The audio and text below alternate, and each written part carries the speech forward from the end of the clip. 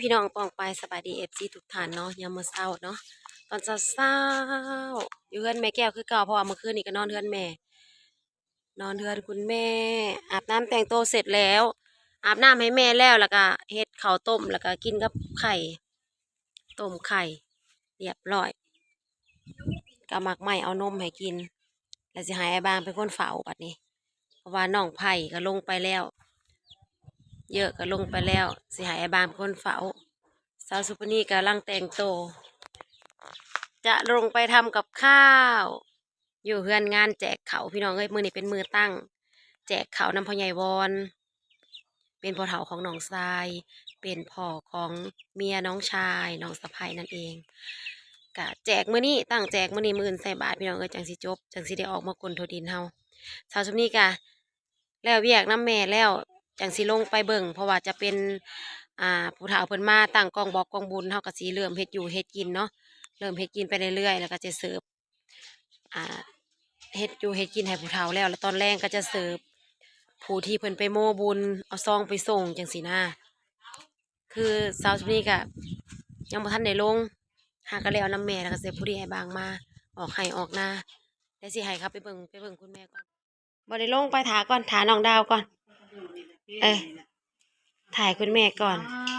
อาการคุณแม่ดีขึ้นไหมคะดีขึ้นค่ะดีขึ้นกินข้าวบ่ถ้วยหนึ่งเลยเนาะข้าวบดถ้วยหนึ่งแม่ก็บดไข่ไข่กับเบิดเฮ้ยมื้อเช้านี้เพิ่นกินข้าวนะ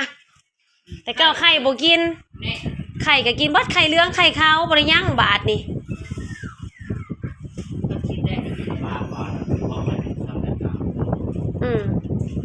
งาม10 มื้อบ่มีห้อยเลยปาดแพ้แม่เบิ่งได้บ่แม่ให้ป้าลุงเบิ่งอ่ะไอ้บางเราแกะไอ้บางแกะแพ้ให้มื้อเช้านี่พี่น้องเห็นดิดีงามเรียบร้อยเกี่ยงไปร้อยอยู่ยังเหลือแต่ว่าตัวนี้มันแวบลงตัวนี้ก็สิเศร้าเนาะแม่เนาะคันโตเทิงๆมันแวบลงเพราะว่าหนังมันก็เป็นหนังท้องของเฮาอยู่แล้วเฮ้ยหนังท้องชอบมันอยากหย่อนอยู่แล้วมันก็เลยเป็นสีต้นๆไขมันหั่นนะพี่น้องถ้าคนบ่มีไขมันมันก็สิบ่โตดแบบนั้นพุ่งยบหลายเติบคุณแม่ก็ได้หุ่นดีหลายเติบตึงอ้วนๆบางคนกินข้าวเจ้าของว่านาคือไข่นาเจ้าคือบุโลใส่ยาสโลมใส่ยากับน้ำสโลม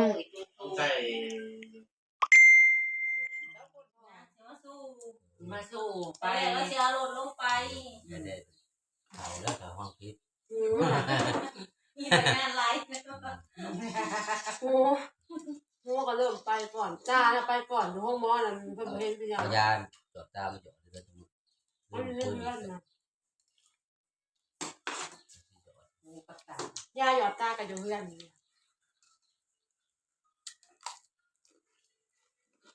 คุณแม่ก็ต้มข้าวคนเราเลยน้ำมาให้แม่น้ำพอดีเบิ้ลนะเพราะเนี่ยไปซื้อของยางลืมบอกของยางอันเลือกก็เลือกแต่ยังไงเขาไปซื้อเอาไปสอยเขาสดแพ็คหนึ่งไปเนาะเขาก็สิบซื้อไล่ปันเท่าไปชิปทั้งนั้นก็เอาทั้งนี้ก็เอาของยางเราไว้ใส่แม่กันก็ไปให้ไว้ให้อันนึงงามนะคือแม่ตัวนี้ก็แม่นั่นมาแล้วนี่เอาไปไว้ใกล้ๆแล้วลูกเราอยากกินนี่เรากินหรอกเราทำไม่อยากบอกเอาไว้ข้างหัวล่ะนี่ต้องบอกปนกันกับหนักหมูนะเนี่ยอาหารพี่นะหมูยอกับแจ่วหมูพริกแจ่วหมูพริกพ่อใหญ่ที่เก่านั่นแหละใหญ่ได้ลูกเด้อซื้อไปแล้วก็ต้มกับก่อนเหยียบเจ้าเนี่ยอุ่นกินยอมเอาไปเขากำลังโชว์น้ำไม่ใหญ่อยากกินเองยอมเอาไปฮะโป่งลงไปเขา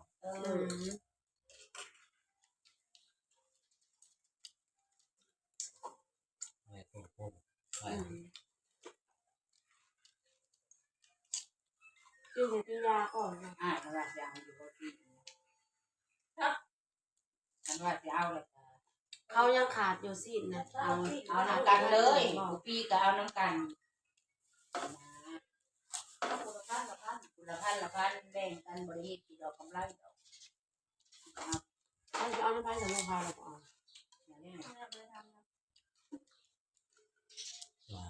วันละหาเนาะ มือมันไม่ได้ตาสวยคนนะ ยันว่าเรา โลดพัน นั่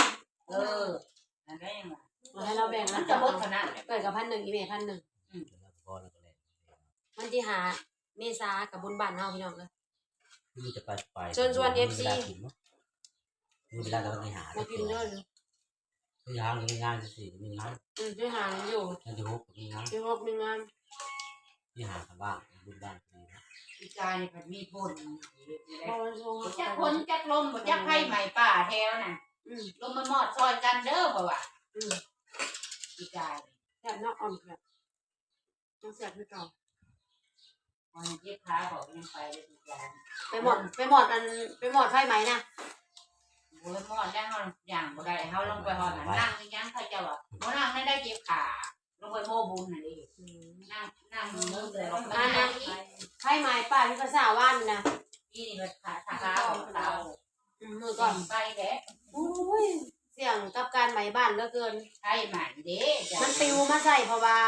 ไผ่ใหม่มาว่า ติดตูดอยู่ปั๊มน้ำมัน เล็บเผาเนี่ยนะเรียบร้อย เป็นไง มันหาออกเลย อิ่ม นอนสิยามันนอนลูกนอน พ่อกินพวกกินยาได้พ่อบอก นอนน้ำตาล ก็แสบไปกินกันไปปะ ป้าก็พาเงินใหม่ได้พาเงินให้นอกเพิ่น เด้ผู้อยู่ก็ดี1 ป้าเนาะ 2 3 4ไม่ใหญ่นะ อะไรยำเนี่ยมันเผา แม่เปิ้ลปาดมาหยับเนี่ยซองยิ้มหน่อยเด้อซองยิ้มหน่อยเด้ออีแม่ขันยากันในหัวมันเลยอันหมักสมนะกินหมักสมเอา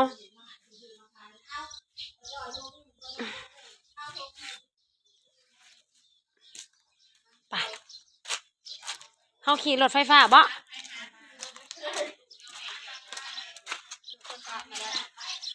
ต้นน้าไว้แห่บาง แม่คนโทรมาหรอวะ ไผ่เราตะวันเวอร์นะ สบายดีเด้อพี่น้องเด้อ นี่พากันไปเฮ็ดเวียกอีกอ่ะบ่ว่างจักมื้อพี่น้องเอ้ยจังแดดมาแต่5 โมงก็ยังบ่ว่างอยู่ ใครโทรมาเลย มาแต่กันบุญคือกัน เปลี่ยนวิวกันไป แต่อีต้นรถเฮ้ยขี่2 คนจักมันเป็นจังได๋ผู้รถไฟฟ้าพี่น้องเอ้ยน้องดาวเอารถไฟฟ้ามาส่ง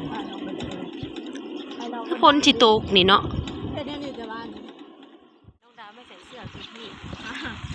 ใส่มาใส่ยุ่งทั้งใส่แล้วมันแดดและคอด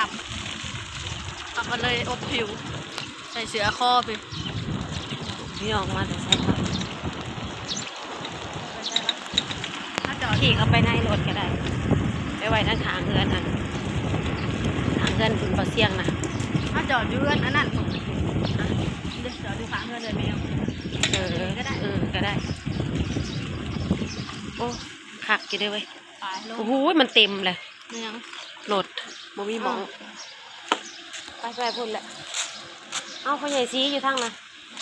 ใครแน่แต่เทพื้นแล้วน้ำหมนี่พี่น้องเอ้ยใครแต่เทอันหนทางแล้วเรียบร้อยเบิดเลยพ่อเพิ่นจะห้ามหมองจอดขี่เข้าไปอีกพ่อเอาเข้าไปอีกมันจะบ่กรีดรถหมู่อวย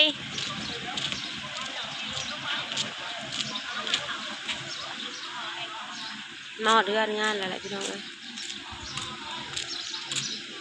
พี่น้องมาแต่ทางใดน่ะจะเอาเครื่องโมมานำแล้วเรียบร้อยไปมาน้องดาวนะได้ทงยางมาทงหนึ่ง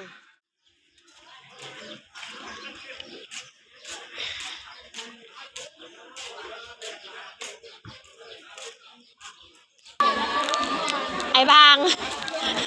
ไอ้บางอยู่หายบางอยู่ก็เลยลงมาก็ทำมาเชฟตะมูโอ้ยกล้ามที่ใหญ่เลยเนาะ เอาขี่รถกายไปเอาหยาไปแห่งงัวเจ้านี่หอมนำหนากับปุ่นทวน ไปย่างไปเถอะไปหานะ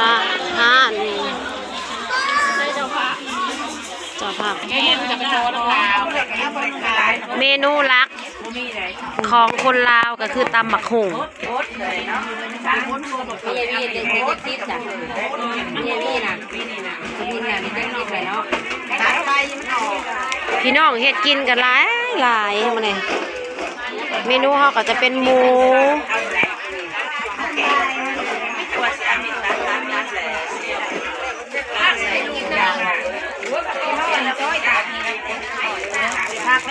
อันนี้เป็นเหยื่อข้าวปุ้น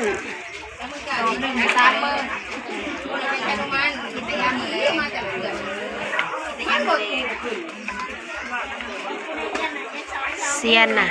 เซียนเติบได้ซอยเหยื่อข้าวปุ้นกับเซียนเติบได้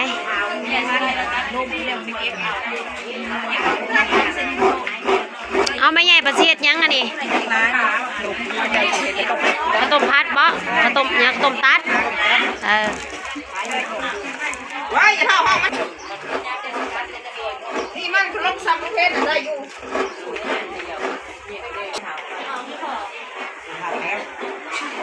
จ้าพี่สังพี่ยามาในข้าวปุ้นนะพี่น้องข้าวปุ้นนะ150ข้าวปุ้นนะข้าวปุ้น150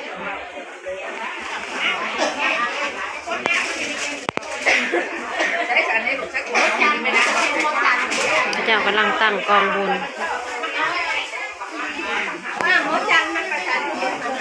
เพิ่นเห็นไปบอกมาเนี่ยผมไปนอนตัดกระตกอยู่เนาะร้อนยังเปลี่ยนอยากไปบ้าน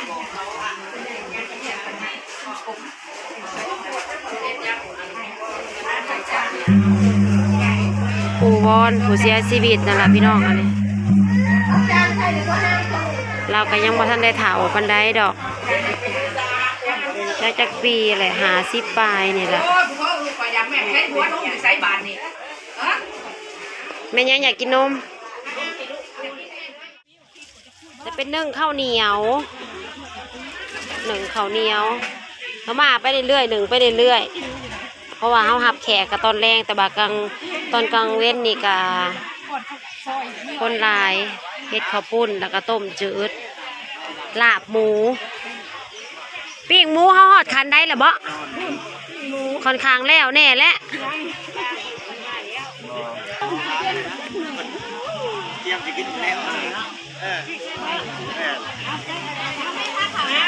แค่ช่องหมอบ่หนังข้าวปุ้นนะจับไว้ช่องหมอหรือหมอเดียวเอาเขาในบ่นี่นะจะทายเอาข่อยเลย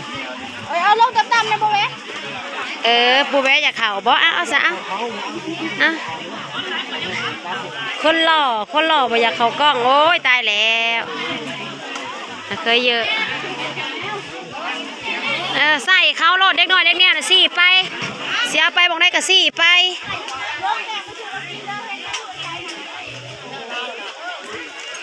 ให้ห้าไปเบิ่งตอนหมูเนี่ยดูอันนี้นางมันสิต้มจืดบ่จักบ่นางหมอต้มจืดบ่นี่นะข้าวปุ้นน่ะหมอเดียวบ่เฮ้ยน้ำข้าวปุ้นหมอเดียวบ่2น้ำข้าวปุ้น2ข้าวต้มจืดอันนี้เครื่องเฮ็ดน้ำข้าวปุ้นพี่น้องหมอที่2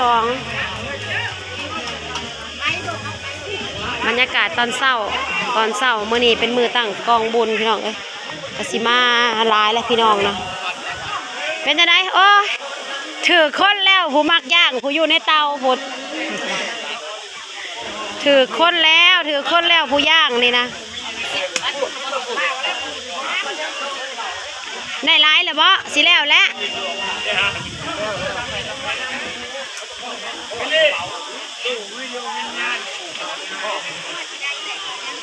จักโมงเลยฮึลืมเบิ่งก่อนตัวใดที่มัน